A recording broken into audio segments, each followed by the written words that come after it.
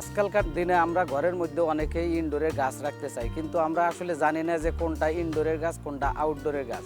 আমাদেরকে নির্দিষ্ট একটু নলেজ নিয়ে ইনডোরের গাছগুলো ঘরেতে রাখতে হবে, তাহলে আমরা সেই গাছগুলি আমরা সজীবতা রাখতে পারবো।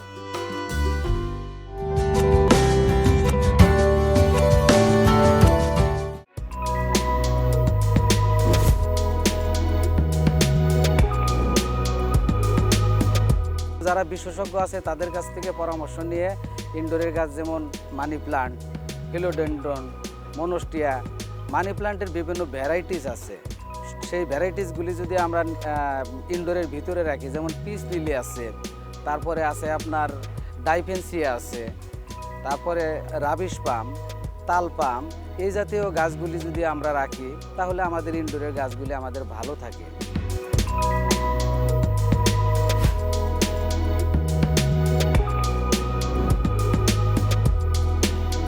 কিছু ইনডোর প্লান্ট আছে যে ফুললি আলো ছাড়া হয়, আবার কিছু আছে যে সেমি আলো লাগবে, সেগুলি ফুললি অন্ধকারের ভিতরে হবে না, সেগুলি মাঝে মাঝে একটু রোদ্রে দিতে হবে, রোদ্রে দিয়ে আবার নিয়ে আসতে হবে। আর কিছু গাছ আছে যেমন মানি প্লান্ট জাতীয় গাছ আছে, সেটা ফুললি রোদ্রের ভিতরেও রাখতে পারবেন হবে, আবার ফুললি ইনডোরের ভিতরেও হবে। তারপরে হচ্ছে আপনার আরেকটা গাছে অ্যান্থোরিয়াম, অ্যান্থোরিয়াম গাছ আছে। এই গাছটা আপনি কাছের জারের মধ্যেও রাখতে পারেন, পুরা ইনডোরের মধ্যে রাখতে পারেন, ইনডোরের মধ্যে এই গাছটি আরও ভালো থাকে। এছাড়াও আরও অনেক ইনডোরের গাছ আছে যেগুলি মানি প্লান্ট আছে, মানি প্লান্ট ছাড়া আপনার লাকি ব্যাম্বু আছে।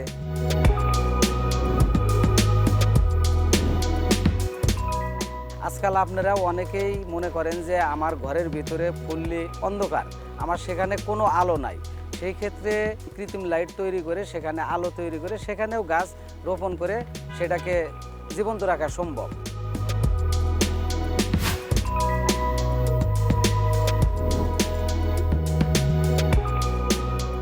যারা ঘরের ভিতরে ইনডোরে টবের ভিতরে গাছ রাখেন তাদের উচিত হচ্ছে যে কোকো ডাস্ট ইউজ করতে হবে।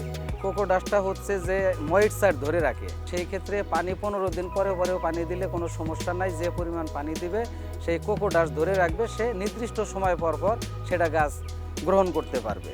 যখন আপনার গাছটা বড় হয়ে যাবে তো সেখানে নিউট্রিয়েন্ট কম থাকবে, সেখানে পুষ্টি উপাদান যেহেতু কম থাকবে, সেই ক্ষেত্রে টবটা পরিবর্তন করতে হবে। ছোট টব থাকলে টবটা একটু বড় টব দিতে হবে, দিয়ে চেঞ্জ করতে হবে, তাহলে ইনডোরের গাছগুলি ভালো থাকবে।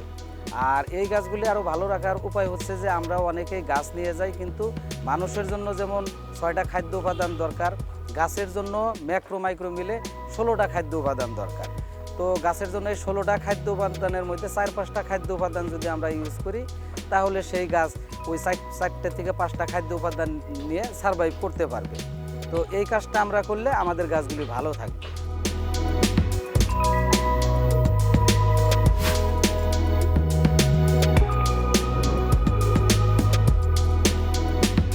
আমরা যেহেতু সবাই কর্মব্যস্ত থাকি, সেহেতু অল্প খরচে আজকাল আপনারা ঘরের ভিতরে অল্প টাকার ভিতরে গাছ রেখে আমরা ঘরকে সবুজ করতে পারি। সেখানে ওই সবুজ করার জন্য আমাদের সেরকম পরিশ্রম দরকার নাই, শুধু একটু নলেজ দরকার। সেটা হচ্ছে কৃষি বিশেষজ্ঞ বা কৃষি রিলেটেড যারা বোঝে তাদের কাছ থেকে একটু নলেজ নিয়ে আমরা ঘরকে, আমাদের পুরা ঘরকে আমরা দীর্ঘদিন সবুজ রাখতে পারবো।